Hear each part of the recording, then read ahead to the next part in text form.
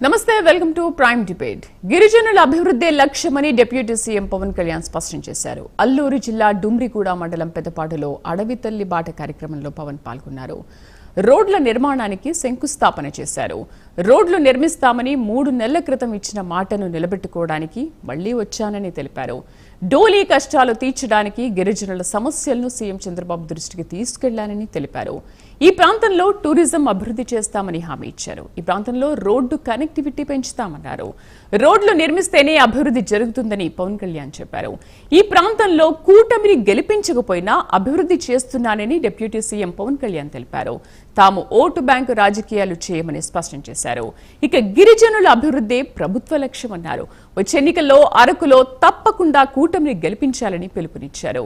యువత గంజాయి సాగు చేయొద్దని పవన్ కళ్యాణ్ సూచించారు. యువతకు టూరిజంలో ఉపాధి కల్పిస్తామన్నారు. ఇక అలాగే 1,00,000 ఎకరాల్లో కాఫీ పండించేందుకు చర్యలు చేపడతామన్నారు.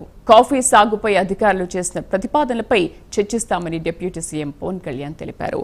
మరి ఇప్పటికైనా ఏజెన్సీ రూపురేఖలు మారతాయా? అసలు ఇవాళ శ్రీకారం చుట్టిన తర్వాత ఎలా ఉండబోతోంది? ఈ అంశంపైన డిస్కస్ చేద్దాం. డిబేట్లో మనతో పాటు పార్టిసిపేట్ చేస్తున్నారు బొలిశెట్టి సత్యనారాయణ గారు, Janasena party state general secretary, అలాగే వంగవీటి నరేంద్ర గారు, వైసీపీ రాష్ట్ర అధికార ప్రతినిధి, ఇక తురగ శ్రీరామ్ గారు, రాజకీయ విశ్లేషకులు. నమస్తే అండి, welcome to our studio. Welcome show అండి. బొలిశెట్టి సత్యనారాయణ గారు నమస్తే అండి. సత్యనారాయణ గారు, ఇన్ని రోజుల డోలీ సమస్యలకు ఇవాళ తెరపడింది. ఇన్నేళ్లలో ఎంతో మంది నాయకులు, ప్రజాప్రతినిధులు, ఎమ్మెల్యేలు, ఎంపీలు, మంత్రులు ఎంతో మంది అక్కడికి వెళ్లారు, చూశారు. కానీ నిజంగా అభివృద్ధి మాత్రం ఇన్నేళ్లలో శూన్యం. ముందుగా ఇన్నేళ్లలో ఎవరైనా మంత్రులు కానీ ఎంపీలు కానీ వెళ్ళి చూశారంటారు? అసలు ఈ పర్టికులర్ డుమ్రిగూడ ప్రాంతానికి అయితే అసలు ఎవరు వెళ్ళలేదు. అక్కడికి పవన్ కళ్యాణ్ గారు వెళ్ళడమే మొట్టమొదటిసారి. ఒక మంత్రి స్థాయి పరిస్థితి, ఒక మంత్రి స్థాయి కానీ లేకపోతే ఒక పెద్ద అధికారి అంటే రాజకీయ నాయకులు కానీ.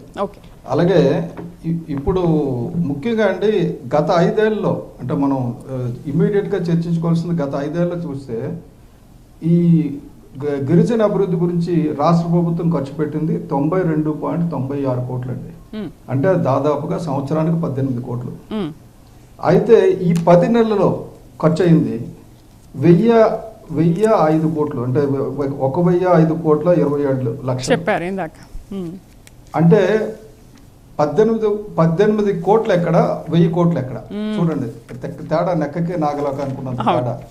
నెక్స్ట్ ఈ డబ్బులు కూడా తేడా అంత సులువు కాదండి. ఎందుకంటే ఏమైందంటే 450 కోట్లు మాత్రమే రాష్ట్ర ప్రభుత్వం ఖర్చు పెట్టగలిగింది.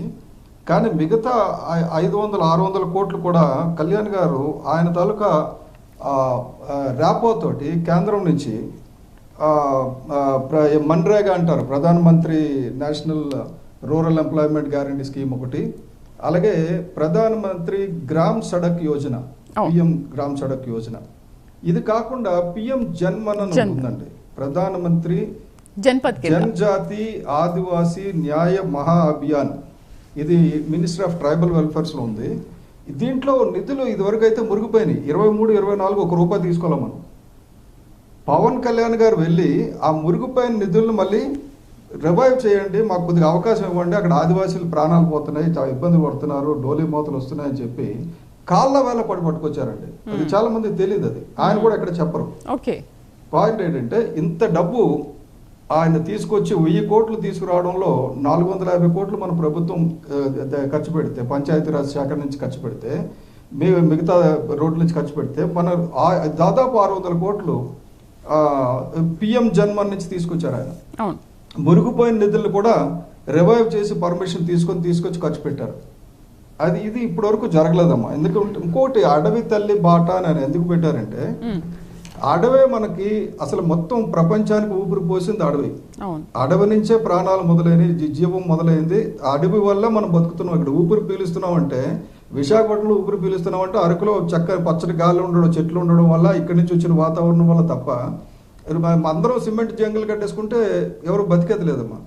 అటువంటి అడవికి మర్చిపోయాం మనం. ఆ తల్లికి మళ్ళీ వెతుక్కుంటూ బాట వేశారు పవన్ కళ్యాణ్ గారు, తల్లికి రుణం తీర్చుకోవడానికి. అందు గురించి ఆయన దగ్గర నుంచి వచ్చింది. ఎందుకంటే ఆయన ఒక పథకానికి పేరు పెట్టేటప్పుడు చాలా ఆలోచిస్తారు.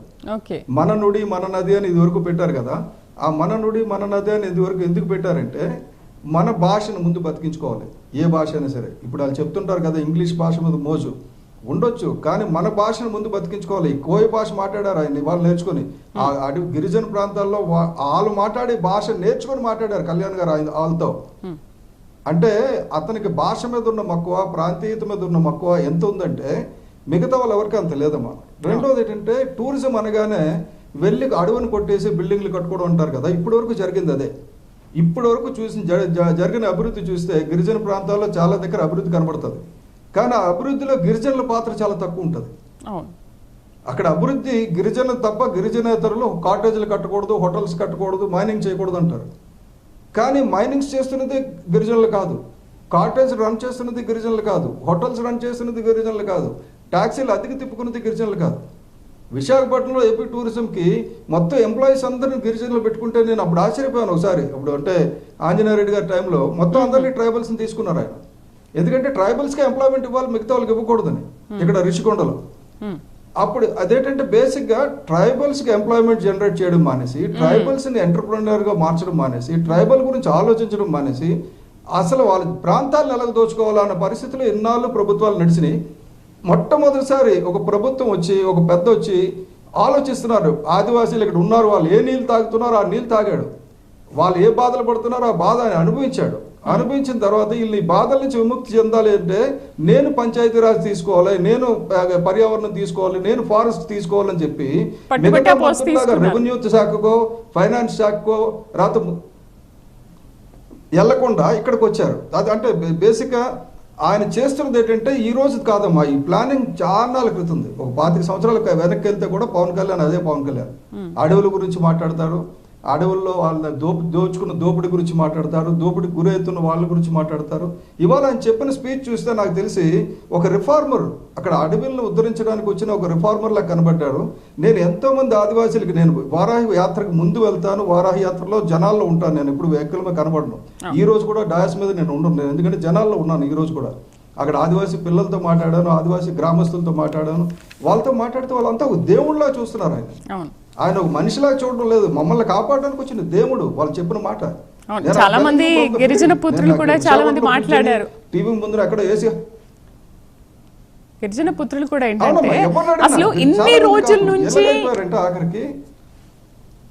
ఇన్ని రోజుల నుంచి కూడా ఏ ఒక్క ఎంపీ ఎమ్మెల్యే ఒక్క ప్రజాప్రతినిధి కూడా ఇక్కడికి వచ్చి అసలు మా సమస్యలు ఇవి అని చెప్పి చెప్పుకునే అవకాశం కూడా లేదు. అంటే కేవలం ఓట్ల కోసం మాత్రమే వస్తారు, కానీ మా సమస్యలు ఏంటి అని విన్నవించుకోవడానికి ఎవరు రారు. అలాంటి ఆయన ఈరోజు ఇక్కడికి వచ్చారు, మాకు ఒక దేవుళ్ళలా కనిపిస్తున్నాడు, ఒక గిరిపుత్రులాగా మాకు కనిపిస్తున్నారని చాలా మంది గిరిపుత్రులు నిజంగా వాళ్ళ ఫీడ్బ్యాక్ కూడా ఇచ్చారు. అది కూడా మనం న్యూస్లో ప్లే చేసాం అంతకుముందు.